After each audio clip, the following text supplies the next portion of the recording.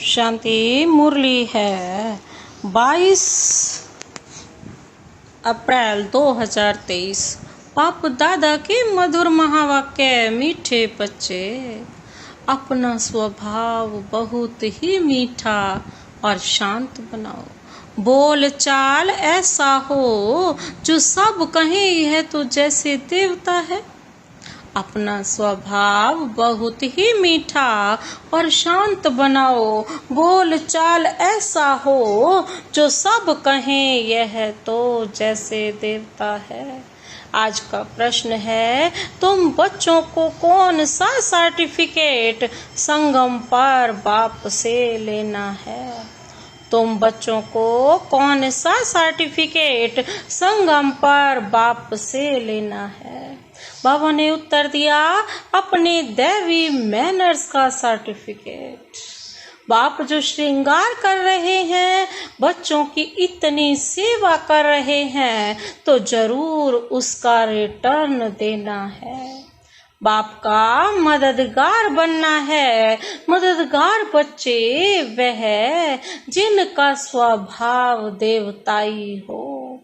ईश्वरीय सर्विस में कभी थके नहीं, यज्ञ सेवा से स्नेह हो। ऐसे बच्चों को बाप भी इजाफा देते हैं, खातिरी करते हैं। ऐसे सर्विसेबल स्नेही बच्चों को देख देख बाप हर्षित होते हैं। आज का गीत है, तुम्हारे बुलाने को जी चाहता है। ओम शांति। भक्तों प्रति भगवानुवाच। जबकि भक्त सम्मुख हैं और भक्त जानते हैं कि भगवान बैठकर हमको ज्ञान के गीत सुनाते हैं। बाबा कहते हैं, वह ज्ञान की डांस कराते हैं। अच्छा, इनसे फिर क्या होगा? कहते हैं, वह देवताओं मुआफिक सदा सुखी और हर्षित रहेंगे। भगवान को ही बेहद का बाप व विश्व का रचयिता कहा जाता है। वह है स्वर्ग का रचता। विश्व पहले पहले स्वर्ग है, फिर बाद में नरक बनती है। तो अब है नरक। मनुष्य भक्ति मार्ग में धक्के खाते रहते हैं। भक्त भगवान को याद करते हैं। आत्मा समझती है, बाप हमारे लिए स्वर्ग की सौगात ले आएंगे। वही रचयिता है। स्वर्ग का मालिक बनाने लिए आकर राज योग सिखाते हैं। कहते हैं, बाप को और विश्व के मालिक पने को याद करो। जब विश्व का रचयिता बुद्धि में आता है तो समझा जाता है, परम पिता परमात्मा नई विश्व रचते हैं। यह विश्व मनुष्य मात्र के रहने का स्थान है।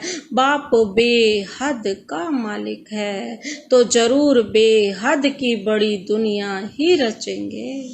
कोई छोटा घर तो तुम्हारे लिए नहीं बनाएंगे। वह तो लौकिक बाप बनाते रहते हैं। यह तो नया विश्व बनाते हैं। तुम बच्चों के लिए विश्व घर है, अर्थात पार्ट बजाने का स्थान है। तुम जानते हो हम भारतवासी हैं, तो घर के हुए ना। अब भारतवासी अपने को हद के मालिक समझते हैं, परंतु भारतवासी बेहद दुनिया के वासी थे। बाप बहुत अच्छी रीति समझाते हैं, परंतु तुम बच्चे घड़ी घड़ी भूल जाते हो। बाबा तो हर रोज पढ़ाने आते हैं, हर रोज बातों को समझाते रहते हैं। कब बच्चों के अंदर ये बातें समा जाए? शुक्रिया भी नहीं मानते हो। बाबा कहते हैं, घड़ी घड़ी भूल जाते हो। बेहद का बाप आकर बेहद का विश्व, संपूर्ण विश्व, किसी चीज की कमी नहीं, अथवा घर बनाते हैं। वह है स्वर्ग। इसीलिए तो बहिष्त लाते हैं ना अपने हाथ पर।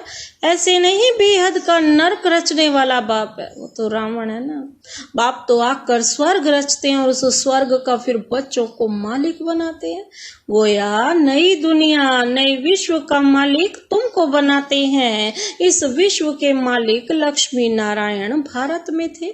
उस समय और कोई धर्म नहीं था, सिर्फ भारत ही था। बाप कितना अच्छी रीति समझाते हैं, परंतु बच्चों को वह नशा नहीं चढ़ता है। बच्चे हद के नशे में रहते हैं। आत्मा को नशा रहता है ना, आत्मा का शरीर बड़ा होता है, आत्मा का नशा रहता है ना, आत्मा का शरीर बड़ा होता है तो इन ऑर्गन से सब वर्णन कर सकते हैं। छोटा बच्चा तो नहीं कहेगा कि मैं विश्व का मालिक हूँ, वह फलाना हूँ। बालिग अवस्था में आने से समझते हैं हम मालिक हैं। तुम कोई छोटे तो नहीं हो, तुम तो बड़े हो। बाप ने भी बुजुर्ग शरीर लिया है, समझते हैं बाप विश्व का रचयिता है। मालिक नहीं बनते हैं, अक्षर कहने में भी कहाँ कहाँ भूल हो जाती है। बाप है विश्व का रचयिता, कहते हैं मैं विश्व की राजाई नहीं करता हूँ, सारी सृष्टि का रचयिता मैं एक हूँ। अक्षर अक्षर रिफाइन कर समझाना पड़ता है। बाप विश्व का रचता डायरेक्ट समझा रहे हैं। हम तुमको विश्व का मालिक बनाने आया हूँ, ऐसे नहीं सिर्फ भारत का मालिक बनाने आया हूँ। इस समय जो भारत के मालिक हैं उन्हें वह सुख थोड़े ही है, अभी सब कब्र दाखिल होने हैं। इसको कहा जाता है कयामत का समय। विश्व का रचता जरूर गॉड को कहा जाएगा, वही न्यू वर्ल्ड का क्रिएटर है। न्यू वर्ल्ड को स्वर्ग और पुराने वर्ड को नर्क कहेंगे। तुम बच्चों में भी नंबरवार समझते हैं, जिसमें ज्ञान कम है उनको इतनी खुशी नहीं रहती है, माया खुशी में रहने नहीं देती है। बच्चे देही अभिमानी होते नहीं, देह अभिमान आने से ही फिर सब विकार सामना करता है। तुम बच्चे जानते हो हम आत्माओं का बाप वह है। भक्त सब बुलाते हैं आकर हमको कुछ सुनाओ। लिखा हुआ है भगवानु वाच, मैं आया हूँ तुमको स्वर्ग का मालिक बनाने, तुमको लायक बनाता हूँ, तुमको सारी विश्व की हिस्ट्री ज्योग्राफी सुनाता हूँ। इस बेहद के ड्रामा में कौन कौन मुख्य एक्टर्स हैं। तुम्हारी बुद्धि चली जाती है बेहद में, हद में नहीं रहती, बेहद में। ड्रामा में मूल वतन, सूक्ष्म वतन, स्थूल वतन सब आ जाते हैं। तुम्हारे में भी कोई है जो इन बातों को अच्छी रीति समझते हैं, कोई को धारणा नहीं होती क्योंकि अनेक जन्मों से अजामिल है। वह संस्कार हैं, ऐसे गर्म तवे हैं जो बिल्कुल धारणा नहीं होती। जैसे पानी की बूंद नहीं टिकती ना, ऐसे यहाँ आते रोज हैं लेकिन धारणा नहीं। उनका भी उद्धार होता है, कम से कम स्वर्ग में तो जाते हैं, दास दासी बनते हैं, प्रजा में जाते हैं। उद्धार का मतलब है स्वर्ग में तो ले जाते हैं ना बाप। बाकी पद तो पुरुषार्थ अनुसार ही मिलता है। यदि धारणा नहीं करते हैं तो स्वर्ग में तो जाएंगे, परंतु दास दासी का पद मिलेगा। बच्चों को कितना भी समझाते परंतु जैसे गर्म तवे पर पानी, तो समझा जाता है उस वासना अर्थात संस्कार वाले हैं। सन्यासी भी संस्कार ले जाते हैं ना, जन्म लेंगे फिर सन्यास करने का ख्याल होगा। यह बातें भी यहाँ समझाई जाती हैं। सतयुग में तो विकार की बात ही नहीं, वहाँ जन्म जन्मांतर विकारीपन का संस्कार रहता है, माया ही नहीं है। यहाँ तो बच्चों को सुधारने की बहुत कोशिश करते हैं। कोई तो बिल्कुल ही मैले कपड़े हैं, थोड़ी ही सोटी लगाई जाती है तो एकदम फट पड़ते हैं।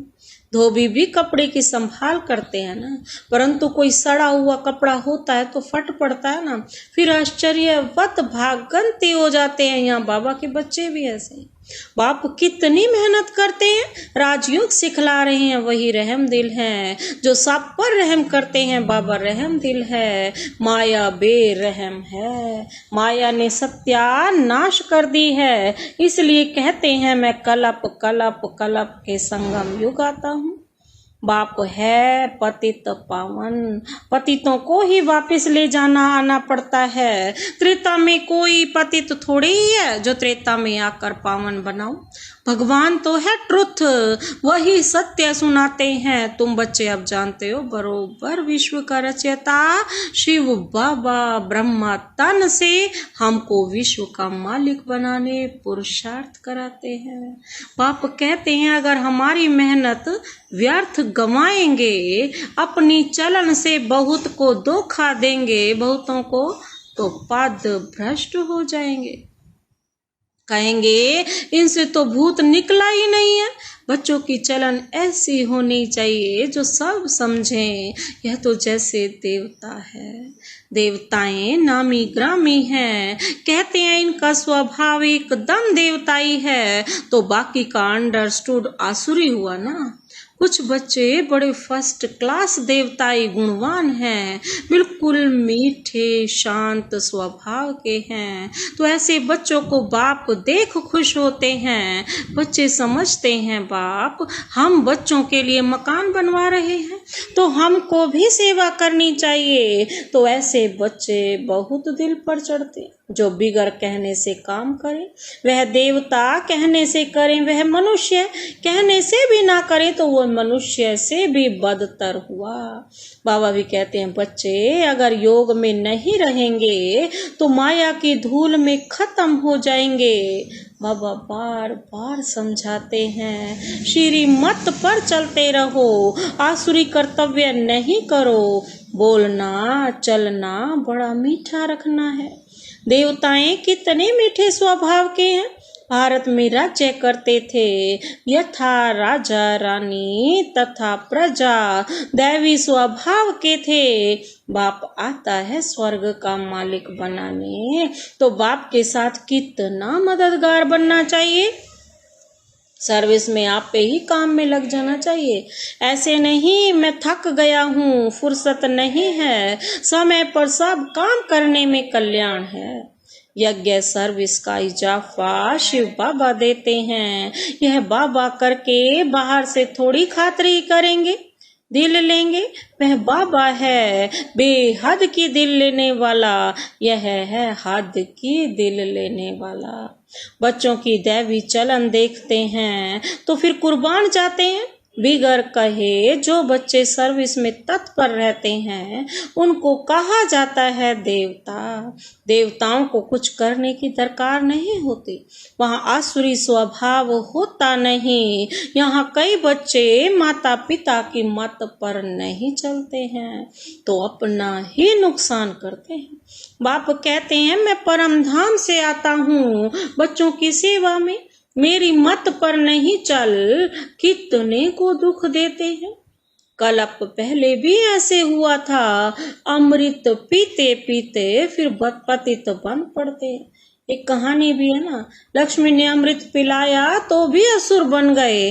तो कभी भी किसको दुख देने का प्रयत्न नहीं करना है, नहीं तो सारा राज्य भाग्य गंवाए डंडे खाने लायक बन पड़ेंगे। बाबा ने समझाया है मैं धर्मराज हूँ।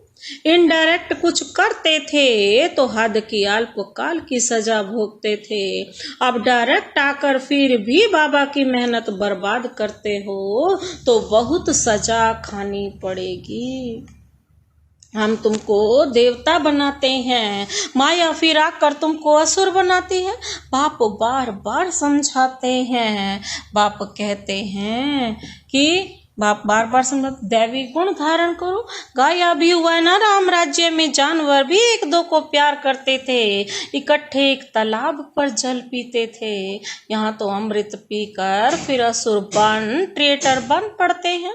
ब्राह्मण कुलभूषणों की को फिर तकलीफ देते हैं, उनकी फिर कितनी दुर्गति होती होगी।